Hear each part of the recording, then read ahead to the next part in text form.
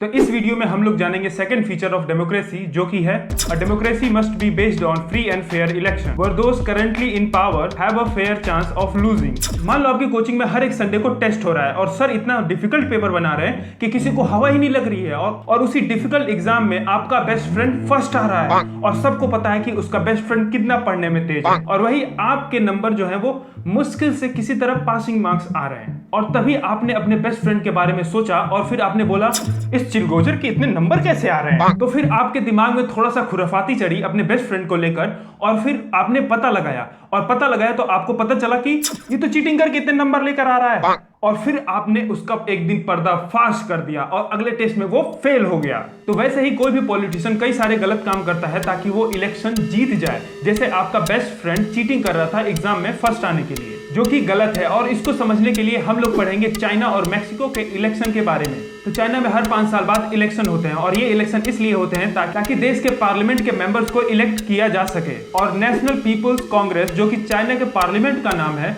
जो कि इंग्लिश में ये है और जो चाइनीज में है वो मैं लिख दे रहा हूं क्योंकि मेरे से बोला नहीं जा रहा है, इतना डिफिकल्ट है। और नेशनल पीपुल्स कांग्रेस या फिर पार्लियामेंट ऑफ चाइना के पास पावर होता है कि वो प्रेसिडेंट को भी चूज कर सकता है। और पार्लियामेंट ऑफ चाइना में कम से कम 3000 मेंबर्स हैं जिनको देश के अलग अलग हिस्से से इलेक्ट किया जाता है और कुछ लोग आर्मी से भी इलेक्ट होकर आते हैं। मतलब कि हमारे देश का जो पार्लियामेंट होता है वो एक गुलदस्ते की तरह होता है। जैसे एक गुलदस्ते में खूब सारे कई रंग बिरंग के फूल होते हैं, वैसे ही पार्लियामेंट में भी देश के अलग अलग हिस्सों में से लीडर्स को चूज कर बैठाते हैं या फिर इलेक्ट करते हैं। और चाइना के इलेक्शन में ये गड़बड़ है कि वहां और किसी को भी अगर इलेक्शन लड़ना होगा तो उसको परमिशन लेना पड़ेगा चाइनीज कम्युनिस्ट पार्टी से, या फिर इलेक्शन वो लोग सिर्फ लड़ सकते हैं जो चाइनीज कम्युनिस्ट पार्टी के मेंबर हो या फिर चाइनीज कम्युनिस्ट पार्टी से जुड़ी हुई जो पार्टियां हैं उसके मेंबर हो। और इसका सबसे बेकार नुकसान ये है कि कोई और पार्टी चाह कर भी जीत नहीं सकता है। और अब हम लोग जानेंगे दूसरा एग्जांपल मैक्सिको के इलेक्शन के बारे में। तो मैक्सिको को मिली थी 1930 में इंडिपेंडेंस और उसके बाद हर एक 6 साल में वहां पर इलेक्शन होते आए हैं ताकि देश के प्रेसिडेंट को इलेक्ट किया जा सके। और आपको बता दें कि मैक्सिको को कभी भी किसी भी मिलिट्री या फिर किसी डिक्टेटर ने रूल नहीं किया है, पर फिर भी 1930 से लेकर 2000 तक एक ही पॉलिटिकल पार्टी ने इलेक्शन जीते हैं जिसका नाम है PRI। तो आपको बता दें कि वहां पे ऑपोजिशन पार्टी होती है और वो इलेक्शन भी लड़ती है और हर बार जीतती है PRI। तो आपको बता दें कि जीतने वाली पार्टी इसलिए नहीं जीतती थी कि वो अच्छा काम करती है, नहीं, बल्कि वो हर एक इलेक्शन में डर्टी ट्रिक्स यानी चीटिंग करके इलेक्शन को जीतती थी। जैसे आपका बेस्ट फ्रेंड हर एक टेस्ट में फर्स्ट आ रहा था, तो कुछ डर्टी ट्रिक्स या फिर चीटिंग जो PRI करती है इसके बारे में हम लोग जानते हैं। नंबर 1, तो PRI पार्टी क्या करती थी कि वो हर एक गवर्नमेंट ऑफिसर को बोलती थी कि उसको पार्टी की जो मीटिंग है उसको अटेंड करना उनके लिए कंपलसरी है। तो यहाँ पर बता दें कि पॉलिटिकल पार्टी अलग होता है और गवर्नमेंट ऑफिसर जो होता है वो अलग होता है। तो गवर्नमेंट ऑफिसर जो होते हैं वो एक पर्टिकुलर डिपार्टमेंट में एक पर्टिकुलर जॉब करते हैं कई सालों तक, और वही एक पॉलिटिकल पार्टी जो होती है उसके मेंबर जो होते हैं वो हर 5 साल में या फिर 6 साल में जब भी इलेक्शन होता है वो चेंज होता रहता है। नंबर 2, जो गवर्नमेंट स्कूल के जो टीचर होते थे वो क्या करते थे, बच्चों के पेरेंट्स को फोर्स करते थे कि उनको PRI पार्टी को ही वोट देना पड़ेगा। तीसरा,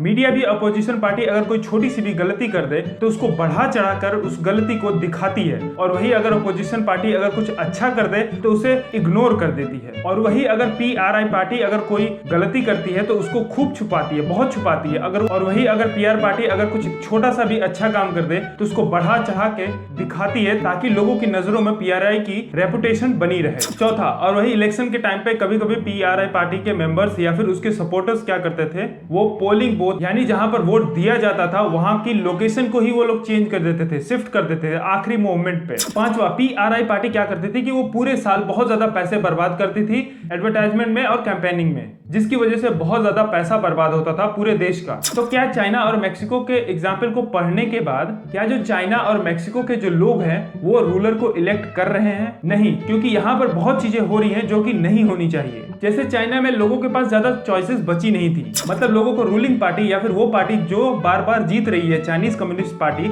उसी को दोबारा चूज करना पड़ता था या फिर इसी पार्टी के मेंबर को ही चूज करना पड़ता था लोगों को। तो क्या हम लोग इसको चॉइस बोल सकते हैं? और वही मैक्सिको के एग्जाम्पल में लोगों को लगता था कि उनके पास चॉइस है, पर ऐसा नहीं था, उनके पास कोई चॉइस नहीं थी क्योंकि रूलिंग पार्टी PRI पार्टी को हराना नामुमकिन सा था, चाहे लोग PRI के अगेंस्ट में ही क्यों ना हो, क्योंकि इतना चीटिंग करती थी PRI इलेक्शन के टाइम पर कि उसको हराना नामुमकिन सा हो गया था। और कोई पार्टी अगर इतना कोई चीटिंग करेगा तो उसको हराना नामुमकिन जैसा ही हो जाता है। है। तो सेकंड फीचर ऑफ डेमोक्रेसी ये बोलता है कि जरूरी नहीं है कि अगर हमारे देश में इलेक्शन हो रहा है तो वो एक डेमोक्रेटिक इलेक्शन ही होगा या फिर वो डेमोक्रेटिक कंट्री ही होगा। तो हम लोगों को फ्री एंड फेयर इलेक्शन करवाना बहुत ही ज्यादा जरूरी होता है, जहां पर देश के लोगों को पावर दी जाती है कि वो अपना लीडर चूज करें, जहां पर देश के लोगों को पावर दी जाती है कि वो लोग जिसको चाहे उसको जिता सके, और किसी भी रूलिंग पार्टी या फिर कैंडिडेट को हटाना चाहे तो देश के लोग हटा सके। तो तभी हम लोग ये बोल सकते हैं कि वो एक गवर्नमेंट जो है वो डेमोक्रेटिक गवर्नमेंट है। तो नेक्स्ट वीडियो में हम लोग इसी चैप्टर को कंटिन्यू करेंगे। अगर यह वीडियो आपको अच्छी लगी तो प्लीज शेयर करें और सब्सक्राइब करें। Thank you so much for watching.